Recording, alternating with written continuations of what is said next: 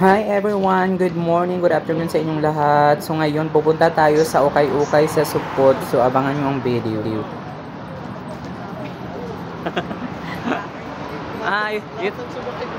Dito nga sila. Ito yan, ito pala yung kuan. Oh. Lahat man yan sila po.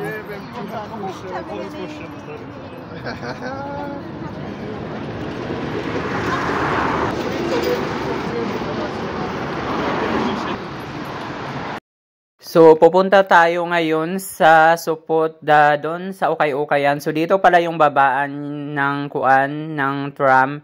So, sasakay kayo sa Glabni, tumawid kayo ng kabayo, sasakay kayo ng number 6 or 7 or 8. Basta kung anong dumaan doon, pero sa Labni naman ako. So, number 6 yung papunta doon. Pag makita mo na yung lawa, tapos yung may tulay. So, pag nag-stop na doon ka na bababa. Tapos, bababa ka dyan sa tulay. Kasi maglalakad ka papunta doon sa Ukay-Ukayan nila dito. Pero may bus din minsan, pero punuan. Pero nilalakad lang yan namin. Ayan po yung papunta doon sa pinaka-ukay. Tapos, ang traffic kasi ang raming tao.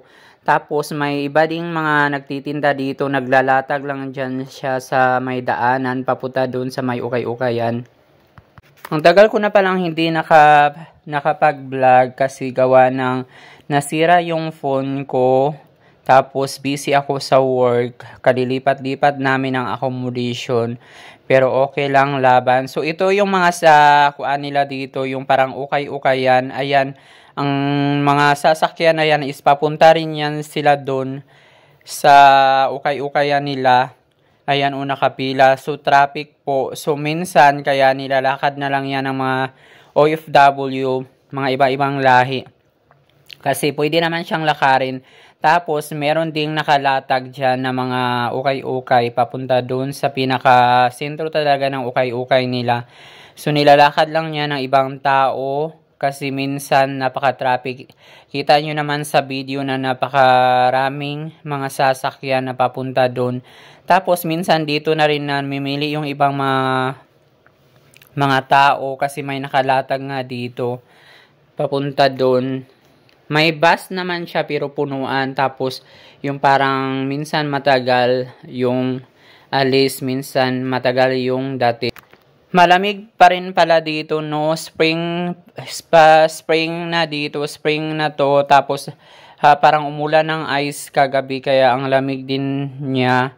Tapos, naka-jacket pa lahat yung mga tao. So, pagkatapos ng spring summer na. So, ayan. Mas maraming tao dito pag summer. Kasi okay yung weather. Tapos, ayan po. Yung mga sasakyan hanggang dulo yan siya.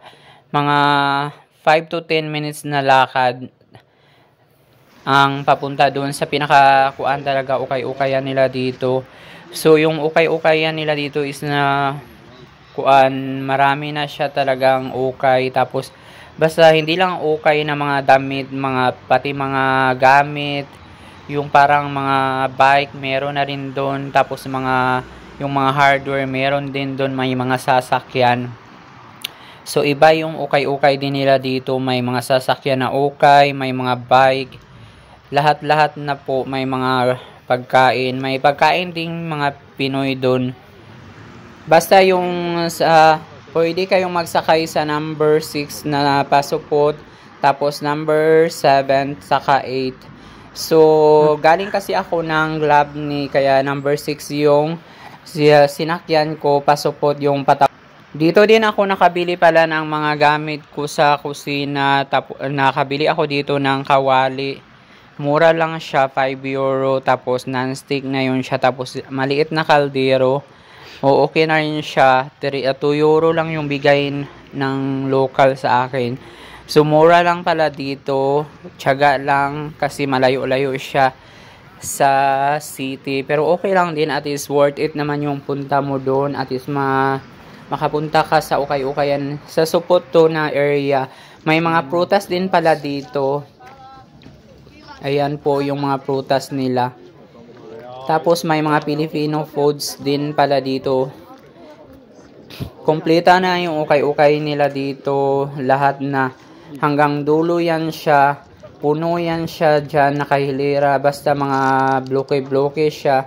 Ayan, nakalatag yung mga paninda ng mga lokal dito. Ang okay po dito nila is every Sunday lang po. Taga Sunday lang po dito maglalatag. So, ayan po yung nila area dito. Sa pinaka-okay na to, may mga parang nakasimento yan siya. Ayan o. Yan, dyan sila naglalatag every Sunday. Hanggang lang yan siya, alas 12 ng tanghali. Tapos, mag-close na yan sila. Dapat, pag pupunta kayo doon, agahan nyo mga 6 AM, alis na kayo para makalibot pa kayo. Tapos, hindi kayo maklusan kasi mag-close sila ng 12 noon. Baka malate kayo pagpunta doon kasi wala na doon paghapon. Close na sila. Ang tagal ko nang hindi naka-vlog, gawa ho ng yung parang nawala na ako ng pag-asa ko sa sa kuan ko FB kasi hindi nga dito eligible na country, pero okay lang, itutuloy ko lang yung vlog ko dito sa YouTube channel ko at is man lang may memories at saka sana mapansin, char. Sana all. Malay mo, di ba? Ituloy lang natin ang ating mga pangarap, charot. Yung ating nasimulan, mapagod, magpahinga lang tayo, patuloy tayong mangarap sa ating buhay. Charis! So, isa pala tayong OFW dito na nakabase sa Croatia. So, yung Croatia po pala, isa part siya ng Schengen country or Europe country. So, pag nakapunta ka pala dito sa Croatia, so Schengen na yung visa mo. So, pwede ka nang pumunta sa all Europe countries kasi yung visa mo is Schengen na. Pwede kang makapunta ng Italy by bus. So, pwede rin pala dito. Pwede kang pumunta sa Slovenia kasi pumunta na yung mga friend ko. Italy, basta mga all Europe countries, which is Schengen countries po yan. So, free po yung visa. Walang visa po. So, yung babayaran mo lang yung plane ticket kung gusto mong dadaan ka sa airport or by land ka lang, by bus. So, pwede kang pumunta. Pag may pera ka, magbakasyon ka kung may time ka, diba? Sana all. Mag-share lang ako ng mga experience ko dito bilang isang OFW. So, galing pala po ako sa Qatar, no? Sa Qatar ako galing, cross country po ako. Doon ako nag-apply kasi doon nakabase yung agency ko. So yung agency ko is Humble Hunter or GBCS ba yun? Basta same lang yan siya ng agency. Tapos doon ako nag-apply kasi nagtrabaho ako doon dati sa KFC Qatar for almost 6 years. Tapos ginrab ko na yung opportunity dito kasi natanggap na ako dito. So, okay naman yung offer sa akin. So, wag lang tayong mag-expect sa trabaho dito kasi yung trabaho mo na yung parang walang easing work pagdating dito. Wag kang mag-isip ng ganyan para hindi tayo ma-stress sa buhay. Dapat laban lang po tayo kasi worth it naman po yung sahod. Naging times 2 yung sahod ko kontra sa Qatar ko na sahod dati. So, at least yan yung tingnan nyo rin pag-apply nyo yung salary. Kung malaki dito, kung times 2 dito yung offer, so go ka na. Pero kung malaki dyan sa Middle East, kaysa dito sa offer na papuntang Europe, so dyan ka na lang sa Middle East.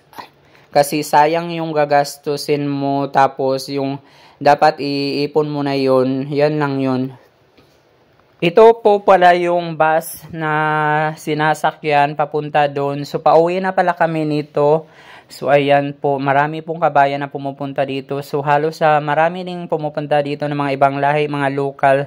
Ayan po yung bus na sinasakyan. So pag pauwi na lang kami sumakay, pagpunta doon isa parang matagal siya. So naglakad lang kami. At least may nakalatag din naman doon ng mga ukay-ukay sa daanan. So at least mag-check ka dyan. Tapos ayan yung sinasabi ko na tulay kung saan kayo bababa. So pag nakita nyo na yung lawa, so mag-stop man yan siya dyan kasi may tram station dyan. So dyan na kayo bababa, tapos bababa kayo sa tulay papunta doon sa sulok ng ukay-ukayan. So makikita nyo rin yan kasi may tower dyan na malaki. Ayan yung tower dyan, makikita nyo na malapit sa lawa. So pag makita nyo na yan siya is malapit na kayo dyan sa babaan na yan papuntang ukay-ukay ng Supot. So ang ukay po is hindi po siya everyday, every Sunday lang po yung ukay-ukay nila dito. So every Sunday lang po yung may latag na ukay-ukay doon. So magsisimula yan siya ng alas 7 siguro hanggang alas 12 lang po. So dito yung antayan or babaan ng mga pasahero na papuntang city. So kami, pauwi na kami nito. So sasakay na naman kami ng tram papunta sa aming pauwian. So yung sakayan po pauwi is 6, 7, 8 din siya. So depende po kung saan kayong location. Pero yung dadaan po na tram dito is 6, 7, 8 po. Sa nagtatanong po sa application process ko po is 4 months po yung antay ko ng visa. So doon po ako nag-process ng application ko sa Qatar. So first po nung natanggap na ako, so mag-interview ka pa niyan, tapos may offer letter na. Pagkatapos ng offer letter, syempre hanapan ka ng mga requirements. So doon na pala ako nagkuha ng police clearance ko sa Qatar. Online po yon sa Mitrush. Mag-request ka lang doon na police clearance papuntang Croatia. So 10 real yung binayaran ko, pero pumunta ako sa typing center kasi kailangan debit card yung gagamitin. So doon na ako sa typing center pumunta sa pinakamalapit, tapos nagbayad ako ng 10 real. Tapos yun, antayin mo lang yun na mag-approve doon na pwede na siya i-pick up sa Salwa Road, yung kinunan ko ng police clearance ko dun sa Salwa Road ng Qatar. Tapos pagkatapos nun, nagpa-stamp ako doon sa MOPA. May bayad yun, 100 card din doon. Tapos pupunta ka na naman ng Croatian Embassy. 150 na po daw yung bayad ngayon sa stamp. Ewan ko, dati kasi parang 60 lang yun. Pero lumipat na kasi sila sa bagong yung Croatian Embassy. Doon na sa na rin yung sa visa application center. So ayun, marami pong pagbabago kasi nung kami is iba-iba po yung madadatnan mong mga application.